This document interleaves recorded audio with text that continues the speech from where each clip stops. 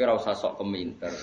Nah, asal dia ulama, entah itu siapa saja asal dia ulama harus kita hormat. Gua hormat sekali sama Mbak Mun ya hormat, sama Mbak Habib Lutfi ya hormat, sama Pak Quraisy ya hormat. Asal dia orang alim alama pasti bacanya banyak, pertimbangannya banyak. Kecuali dia alim itu aku gak percaya. Tapi beliau-beliau itu kan orang alim. Terus kalau beliau berstatement hukum, itu apakah hukum fikih apa hukum tahapan, kita kan tidak tahu dia wong alim. Kadang wong alim fatwa itu hukum tahapan, bukan hukum sebenarnya. Misalnya gini, orang Indonesia itu rata-rata cara berpakaian gitu. Terus diputuskan bilang nggak apa-apa. Ternyata bilang nggak apa-apa itu dalam proses tahapan, bukan hukumi yang sebenar. Saya tak contohnya paling gampang. Ben kowe roh ngaji, ojo sidik-sidik nyalano wong. Rasulullah itu pernah ditanya orang, ya Rasulullah, saya ini mau masuk Islam. Tapi penyakit dasar kula niku bodoni. Napa boleh kula salat, zakat tapi tetap ansal bodoni? Jawab Nabi, gak apa-apa. Wis penting salat. Sause wong iku mirip Abbas protes ya Rasulullah, apakah engkau ngalalo bodoni? Gak bodoni ora halal. Tapi kok jenengan ngolehi ketika wong iku gawe kontrak tetap oleh bodoni, mergo iki mergene maklar rezekine kok bodoni. Jawab Nabi, engko angger sering salat, rak jijik-jijik dhewe mbek bodoni. Berarti ketika Nabi tidak mengharamkan bodoni itu bukan hukum sebenarnya, ini hukum tahapan. Apa hukum tahapan? Ini yang paling angel ning bab fiqh dakwah, mana disebut fiqh dakwah. Ada hukum itu tidak sebenarnya, tapi itu tahapan. Misalnya aku ketemu cah Jakarta, mondok ning nggonku misalnya, cah wedok, biasanya katokan cekak. Tak kon jilbaban langsung kangelan. Kira-kira tak kon ya celananan nduk, celananan. Mergo pikiranku lumayan ora katokan cekak. Terus ning atiku mesti jilbab menyusul kan ngono. Bukan darani celananan itu hukum sebenarnya, ini hukum tahapan. Saiki kowe nglatih cah cilik poso, langsung maghrib tak beduk. Beduk. Terus pun, wah ini ajaran sesat, poso setengah hari. Kayak seneng drengki mbek wong. Iku jenenge hukum tahapan, tidak hukum sebenar. Mulane kula sing penting asal sing ngomong wong alim saleh. Tak baleni nek wong alim saleh. Saleh tok ora alim ora cukup. Mergo ilmune ra akeh. Alim tok ora saleh ya fasik jenenge alim ora saleh ya kacau juga. Lah titenane piye yo? Lagi alim tok ora. Nah alim titan-titani dhewe biji-biji dhewe.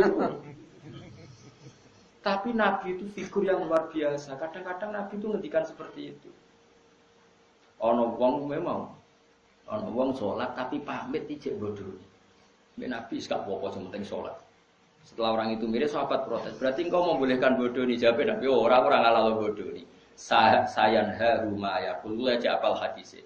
Ma yaqulu fi sholati. Engkau anggere kulino salat, isin dhewe mbek pangeran, kok ora jijik-jijik dhewe mbek dosa-dosa sing dilakoni. Iku jenenge hukum tahapan. Napa hukum tahapan? Mane masyhur cerita teng Lirboyo. Ada seorang Gus no akal, senengane pacaran. Kiai ini kakuati mendingin. Ini kisah nyata. Wong iku ya keluargane sing nakal. Dong, kowe pacaran lah, anggere iso maca Sahih Muslim. Apa to? Piye ku? Iso maca hadis kok malah pacaran. Ya tenan. Berhubung itu senengi wae. Si cerita aku buse. Tak rewangi sinau Gus nganti walim. Jebule barang wong alim Al-Qur'an iku haram ra sida. Lha iku hukum tahapan jenenge ora kok hukum sebenarnya. Paham ya? Bocah ngono kok ora ero, ngono geger sik. Mulane ngaji ben roh dununge hukum. Hukum fikih apa hukum tahapan? Nak hukum fikih ya permanen, nak hukum tahapan ini tadrij fi sunnah, tahapan mendidik sunnah. Tentu ada apa? Tahapannya. Tapi tahapan ini tidak menjadi hukum fikih, jenenge fiqh dakwah. Bukan fiqhul ahkam tapi apa? Fiqh dakwah. Ya tapi mau ngaji ini wis jarang. Wong wis sanane emosi gak gelem ngaji. Makanya saya tadi bilang, asal dia orang alim dan soleh. Makanya saya bisa menerima misalnya Sayyid Umar Hafid orang alim, kadang dakwah di Belanda, di mana? Ya ketemu orang macam-macam. Tapi beliau tidak selalu bilang mungkar. Karena itu tahapan, jadi beliau tidak perlu kesusu darani mungkar. Ini tahap pembinaan. Dan bina wong Belanda cek katokan cekak kau sampura tong wedok-wedok terus kon Islam. Ayo jilbaban, ayo cadaran, yo melayu. Ya mesti ada urutannya, tauhid dulu, setelah tauhid ini, setelah. Nah itu menjadi fiqh dakwah bukan menjadi fiqhul ahkam. Paham ya? Mulane ngaji ben roh duduk perkara. Lah Rasulullah itu sering melakukan itu. Paham ya? Jadi makanya kalau ada orang ngomong tentang perempuan itu boleh memperlihatkan sesuatu yang menjadi kesehariannya. Itu tentu tafsirnya itu macam-macam. Orang boleh berekspresi macam-macam, tapi tentu kita cari yang selamat. Kayak adat-adat kita sudah selamat ya sudahlah, pokoknya jilbaban, sing ketok wajah tok ben bojone ra kliru. Ya sudah itu sudah lumayan. Tapi apakah cadaran boleh? Ya boleh. Tapi kendaraan wajib ya nanti dulu. Madzhab Abu Hanifah tidak mengatakan wajib. Abu Hanifah ya wong alim Allah. Ya biasa wae. Karena aku takoki. Lah apa blodor iku oleh ya ora oleh. Tapi kowe iso ngatur wong sak Indonesia. Kowe muni haram utawa sapa wong mendo kabeh. Wong ora melok nglakoni. Malane cara kula kita dilatih dengan fiqh dakwah. Sebaiknya sing lagi blodor diajarkan ke yang tidak blodor. Wis ngono tok. Isane opo?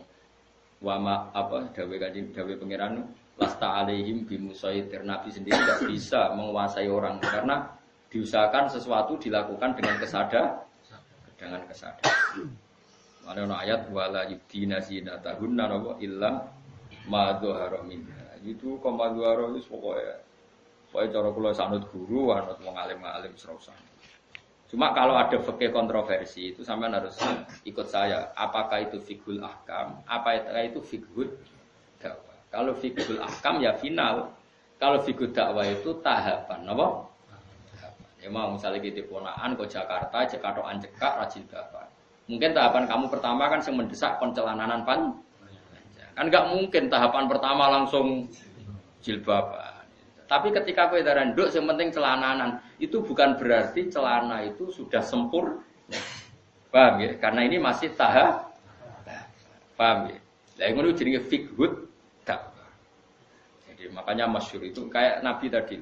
Ya Rasulullah saya mau Islam, saya mau sholat gini-gini. Tapi saya punya hak bodoni karena mergawe saya itu maklaran agak bodoni ra urip. Dari Nabi, ya dong. Terus ketika orang itu mirip, Ibnu Abbas ngoal, masa ya Rasulullah engkau boleh nodikne bodoni. Aku ra muni oleh. Lah kok jenengan mendel mawon. Sayanhahu ma yaqul. Engko nak wis sering salat, sering lafadzno kalimah thayyibah, engko risi dhewe akhire ora bodoni